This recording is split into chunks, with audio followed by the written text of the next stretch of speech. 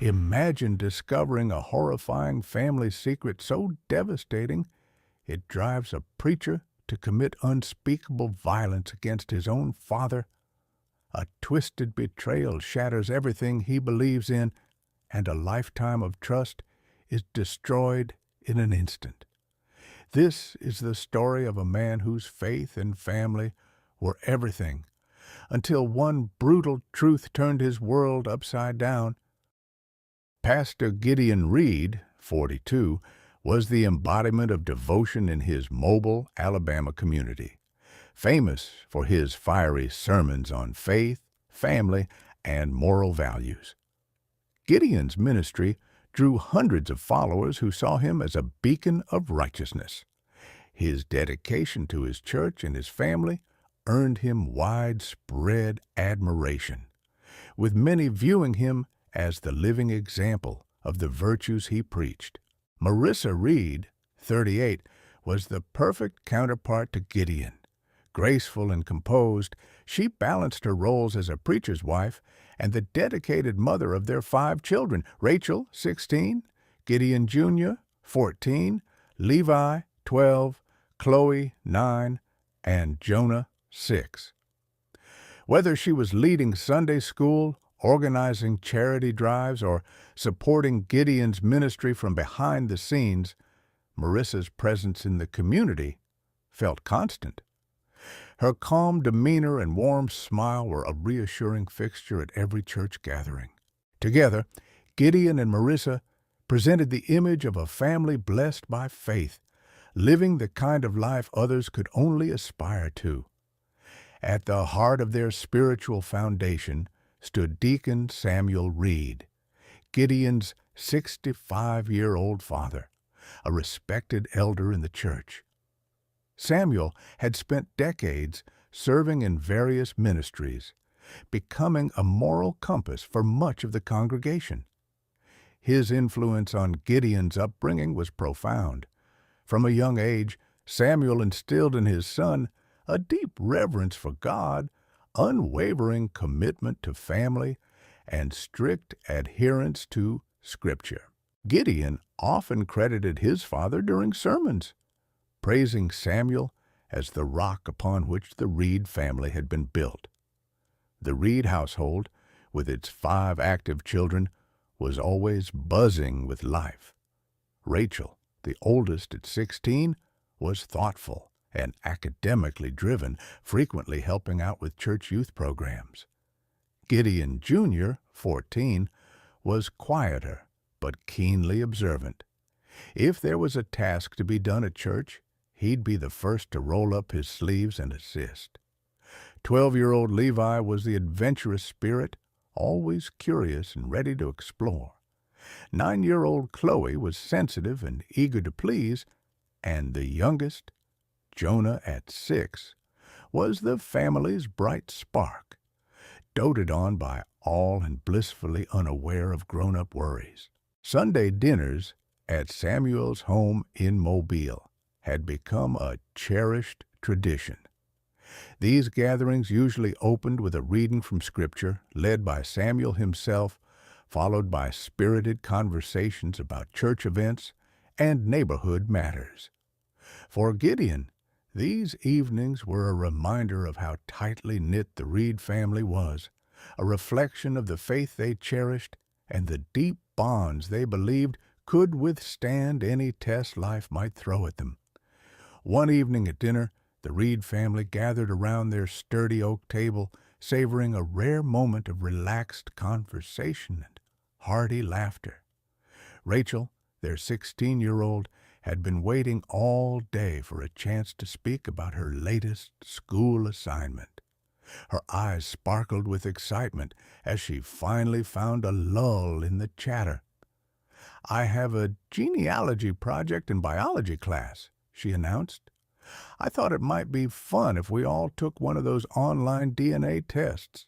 It could help with the project, and we could learn about our ancestry. Who knows? We might even find out we're related to someone famous." Instantly, the younger siblings were buzzing with curiosity.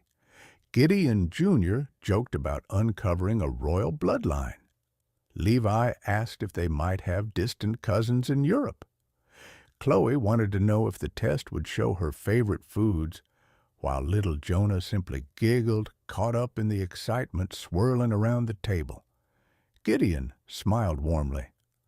"That sounds like a great idea," he said, already reaching for his phone. "It'll be a fun family activity, and anything that encourages learning is worth a try." Across from him, Marissa was uncharacteristically quiet. She hesitated, her hand trembling slightly on her glass of water. "Are you sure we want to go down that road?" she asked softly, casting a fleeting glance at Samuel. Sometimes those tests can bring unwelcome surprises. Samuel's expression remained unreadable as he slowly sipped his coffee. Gideon, however, was unfazed. "We have nothing to hide," he reassured Marissa, gently placing his hand over hers. "Don't worry, this will just be something fun for Rachel's project. And maybe we'll learn a few interesting things along the way." Marissa offered a tight smile in response, while Samuel gave a nod so slight it was barely noticeable. With that unspoken tension lingering in the air, Gideon finalized the order for the DNA kits, and the family's fate was quietly sealed. Several weeks later, a bundle of DNA test results arrived in the mail. Rachel was the first to notice the small packages, tearing them open with excitement before rounding up the family in the living room. Gideon, eager to see what might unfold, had his laptop open and ready to go.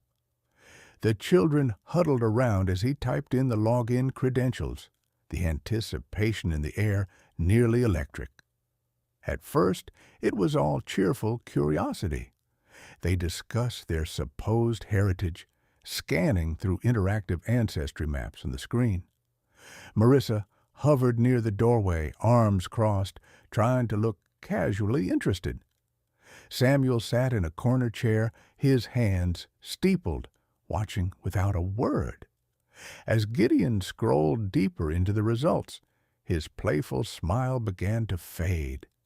He leaned in closer, eyes narrowing at the monitor. "This must be some kind of glitch," he muttered, tapping the screen. "It's saying I share no direct paternal markers with any of you kids." A baffled silence fell over them. Rachel's smile vanished. Levi inched forward, peering at the data as though he could will it to change by staring. Gideon let out a nervous chuckle, shaking his head. "It's obviously a mistake. They must have botched our samples. I'll email the company." Marissa's face had gone pale. She gripped the back of the couch so hard her knuckles turned white. Samuel, meanwhile, seemed to stiffen just a bit, his gaze flicking toward Gideon. "Let's not jump to conclusions," Gideon reassured them all, shutting the laptop. "I'll get in touch with customer support and have them double-check. Probably just a data mix-up."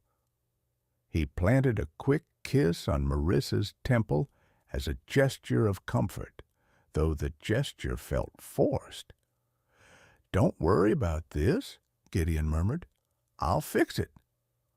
In the days that followed, Gideon spent hours on the phone with the testing company, emailing back and forth until they finally escalated the case to a senior technician. But with each reassessment, the response remained the same. They could find no mistake. Not only did Gideon share no paternal markers with the children, but the data strongly indicated another family member was their biological father. When he got that final, unambiguous email, Gideon sank into a chair at his desk, numb from head to toe. Only one person in their DNA pool could match so closely, and that was Deacon Samuel Reed, his own father. That evening, Gideon returned home with the printed test results in hand. The pages were crumpled from the pressure of his grip. Marissa was in the kitchen, tidying up after dinner, but the moment she saw the expression on Gideon's face, she froze. Without a word, he tossed the papers onto the kitchen table. "Explain this," he demanded, his voice low and trembling with anger. Marissa's eyes flicked to the documents, then darted back to Gideon. "What are you talking about?" she asked, her voice trembling. "The DNA results," Gideon snapped. "They show that I'm not a match for any of the kids, but guess who is? My own father, Samuel." He paced around the table, each step charged with a fury that threatened to erupt. "Stop lying to me, Marissa.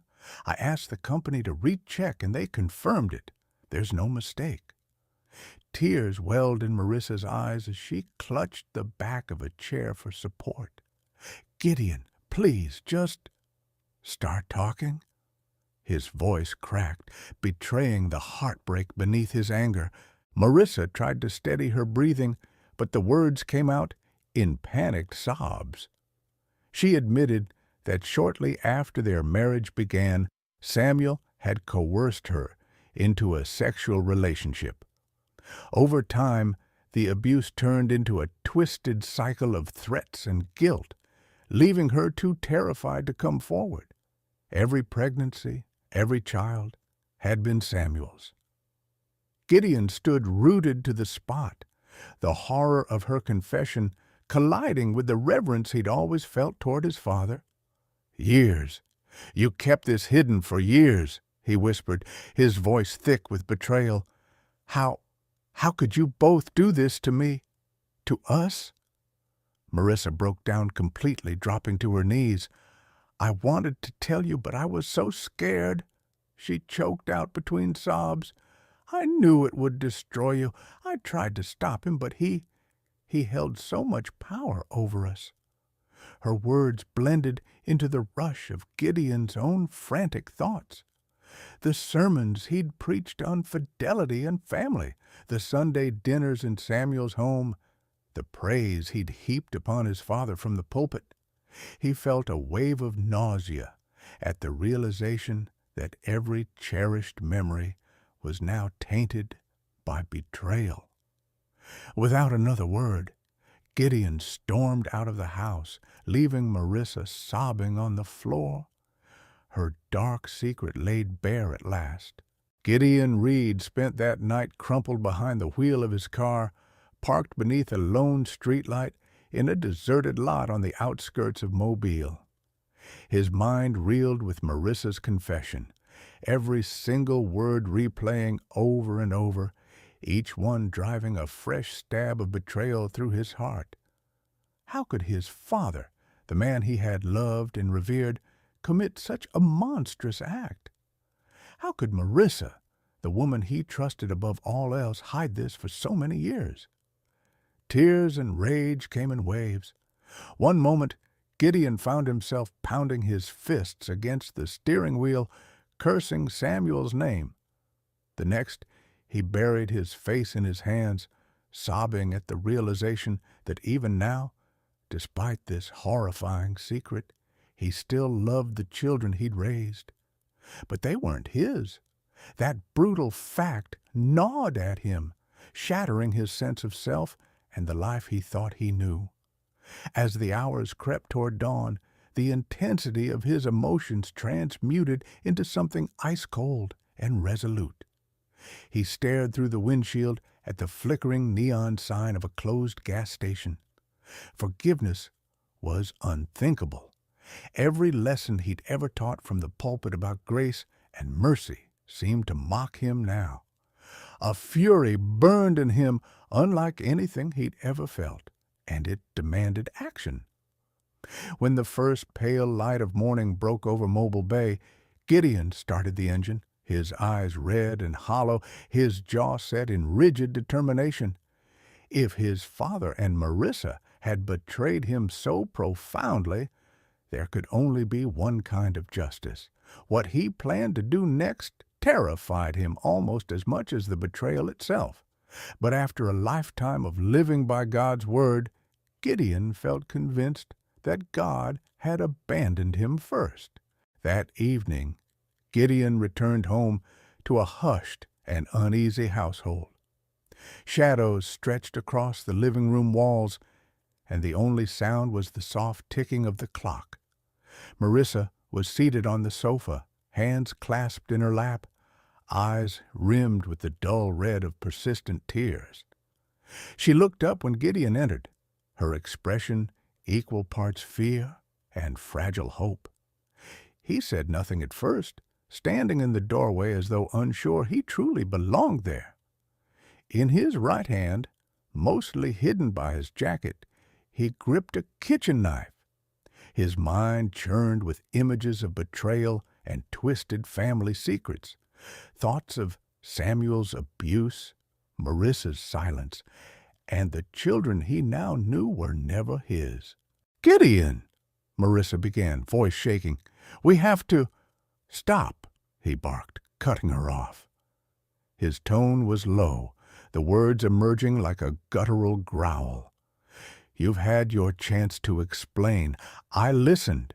You told me everything about him and about our children." Marissa's eyes flooded with fresh tears. Please, you have every right to be furious, but I never wanted to hurt you," she pleaded, her voice cracking. "He forced me. I was scared and ashamed, and I couldn't bear to see you shattered by the truth." Gideon stepped closer, and Marissa shrank back. He stared down at her, breathing hard. The flickering lamp on the side table cast wild shadows across his face. "You think I'm not shattered now?" he asked, voice trembling. "All those years, you lied to my face every single day." She tried to reach out, but Gideon recoiled, an anguished look in his eyes. For a moment, it seemed he might break down into sobs, the gravity of what he was about to do nearly overwhelming him. Yet anger surged to the surface once more, anger at Marissa, anger at his father, and anger at himself for never suspecting the hideous truth. Without warning, Gideon lunged. The blade sank into Marissa's chest, and she let out a gasp of stunned pain, eyes wide in disbelief. He pulled back, only to strike again, each thrust powered by the inexorable rage fueled by betrayal and heartbreak. Marissa stumbled from the sofa onto the floor, blood staining her blouse as she desperately tried to crawl away. Her voice came in frantic wheezes, an unintelligible plea, but Gideon could only see the vivid, damning images of Samuel's deception and Marissa's silence, the lies that had consumed his life. "You could have told me," he spat, each syllable seething with anger. "You let him ruin everything and said nothing."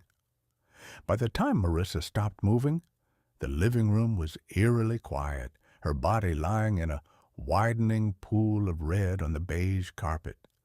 Panting, Gideon dropped the knife.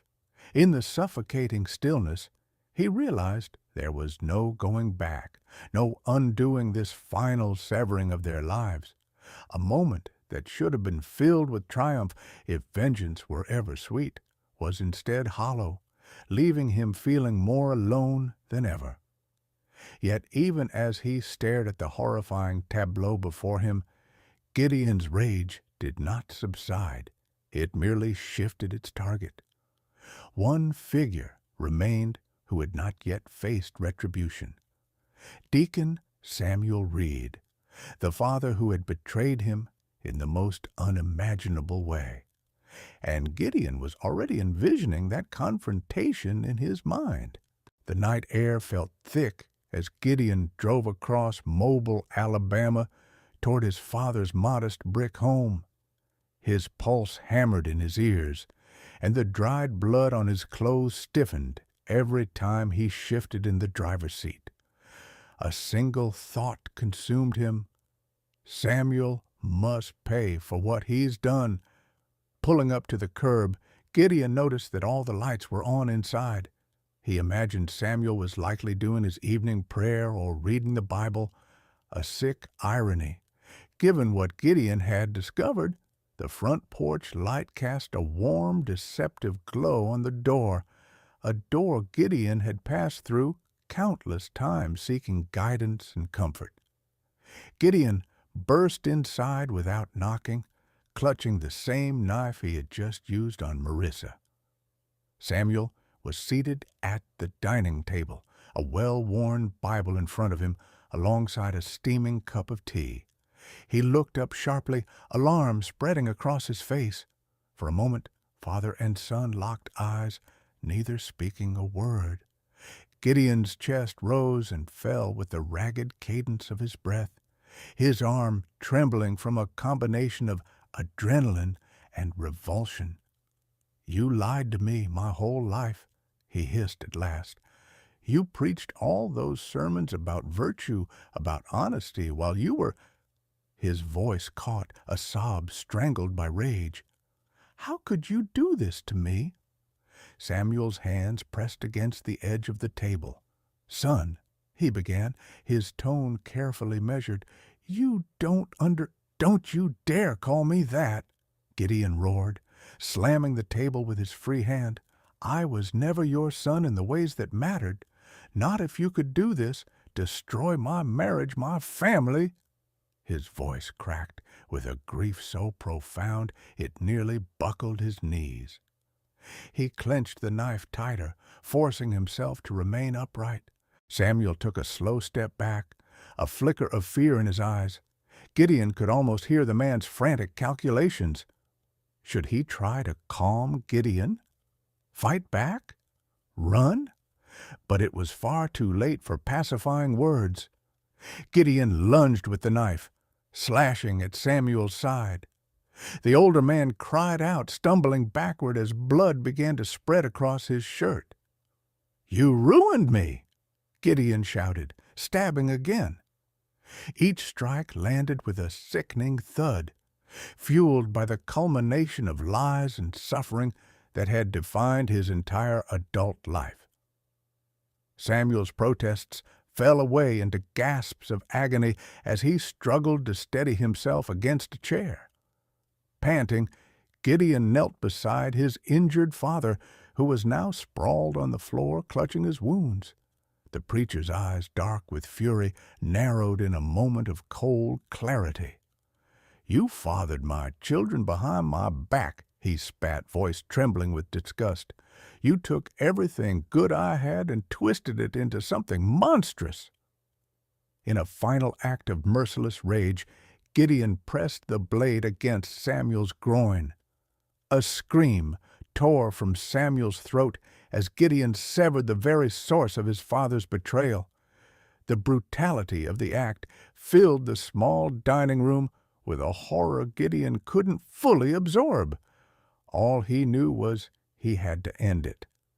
Blood pooled, and Samuel's screams rose to a raw, ragged pitch before fading into silence. For a few beats, Gideon remained there, staring at the broken man he had once revered. Then he let the knife drop onto the tile, its metallic clang echoing in the charged quiet. As he stood, a wave of nausea and a hollow sort of relief washed over him. He had delivered the punishment he believed his father deserved, but the emptiness left behind was staggering. Gideon stumbled to the front porch, his clothes soaked with blood, hands trembling uncontrollably. As distant sirens began to wail, he dropped onto the porch steps, his father's screams still echoing in his mind. There was nothing left, no family, no faith, no future, just the terrible reality he had fashioned with his own hands. It was just past midnight when neighbors, alarmed by the piercing screams coming from Deacon Samuel Reed's house, dialed 911. The first patrol car pulled up to the curb moments later, its flashing lights bouncing off the quiet suburban facades. Officers approached with weapons drawn, bracing for resistance. Instead, they found Gideon Reed slumped the front porch steps. Blood stained his shirt, his hands, and spattered across his face. His expression was vacant, as though he had already drifted beyond the chaos he'd created. Slowly, Gideon raised his eyes to meet the officers. He didn't flinch when one of them commanded him to stand. He simply lifted his bloodied hands in surrender, murmuring, "It's done. It's all done." A Bible, open to a page streaked with smears of red, lay abandoned on the porch beside him. Inside the house, the responders discovered Samuel Reed's body. One officer let out a muffled gasp at the unspeakable scene.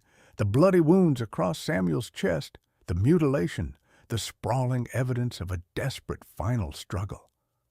A trembling call for backup went out over the radio, the voice on the other end thick with shock. As Gideon was taken into custody and loaded into the back seat of a patrol car, he turned to the nearest officer. His voice, cool and unnervingly calm, delivered a statement that only compounded the horror. "You'll find Marissa at our place," he said, blinking as though fighting off exhaustion. "She betrayed me, too." Immediately, police radioed for units to head to the Reed residence. There, they discovered Marissa in the living room, her body a lifeless heap on the rug. The scene bearing the marks of Gideon's frenzied rage, news of 2 grisly murders in one night, allegedly committed by a once-beloved pastor, spread like wildfire through Mobile. The hush of disbelief soon morphed into a collective sense of shock. And for those who had flocked to Gideon's sermons about righteousness and virtue, the betrayal felt like a personal violation of the faith he once championed. Back at the station, Gideon provided a starkly detailed confession, his voice never wavering. It was as if every last thread that anchored him to sanity had snapped. "They took everything from me," he explained softly, eyes hollow.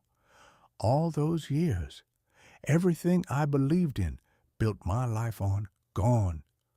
Investigators listened, stunned, as the once revered pastor recounted how he'd discovered that Samuel had been coercing Marissa, how every child Gideon had raised was, in fact, Samuel's, and finally, how it all led him to execute the most brutal form of retribution he could conjure. Even the seasoned detectives in the room struggled to contain their revulsion and pity. By the time Gideon's interview ended, a heavy silence settled over the station. Outside, dawn was breaking over Mobile, promising a new day, a day that would bring a tidal wave of disbelief and grief, rippling through a community that had once placed its trust and hope in Pastor Gideon Reed. Gideon Reed's case electrified national media almost immediately, transforming him from a once-revered pastor into a figure of both horror and tragic fascination. Journalists descended upon Mobile, poring over every detail of the double homicide. The revelations were so shocking.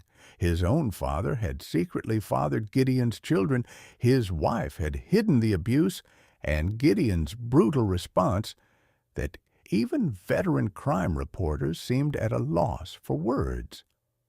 During the trial, Gideon appeared detached, sometimes clutching a small Bible, but rarely lifting his eyes to address the courtroom.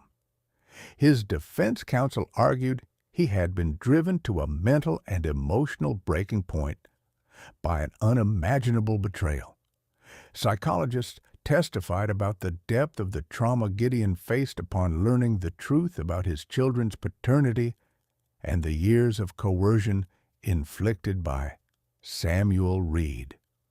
The prosecution, however, methodically showcased the unspeakable violence of Gideon's actions, which went far beyond a momentary lapse of control. They pointed to the calm, deliberate planning involved in each confrontation. The way Gideon returned home to murder Marissa and later drove to his father's house to carry out his final calculated vengeance. The jurors listened, riveted and horrified, as every damning detail was laid bare. After days of tense deliberation, the jury returned a unanimous verdict, guilty on 2 counts of first-degree murder. When the judge pronounced a sentence of life in prison without the possibility of parole, a hush fell over the courtroom. For many in the community, those who had once revered Gideon's sermons, there was no sense of relief, only a profound sadness that a respected spiritual leader could be broken so completely by betrayal and rage. The children, who were collectively revealed to be Samuel Reed's biological offspring, became wards of the state, ultimately placed in separate foster homes. Counselors worked closely with each of them, trying to help them come to terms with the catastrophic collapse of their family. The once proud Reed surname, so intertwined with church life in Mobile, became a byword for the darkest secrets that can lurk behind a righteous facade. On the day Gideon was transferred to a maximum security facility, he was seen carrying a frayed Bible, muttering verses under his breath. It was unclear whether these verses were a desperate plea for forgiveness or simply a tenuous grasp on the faith he once preached so fervently. To a shocked public, Gideon Reed's story became a cautionary tale, a sobering reminder of how deeply buried truths can surface with devastating force, and of how even the strongest convictions can shatter when confronted by profound betrayal. Do you think Gideon's actions were driven by an unavoidable emotional collapse? Or should he be held as an example that no amount of personal torment can justify such brutality? If this story left you questioning the very limits of human endurance, don't forget to like and subscribe for more harrowing journeys into the darkest corners of human nature.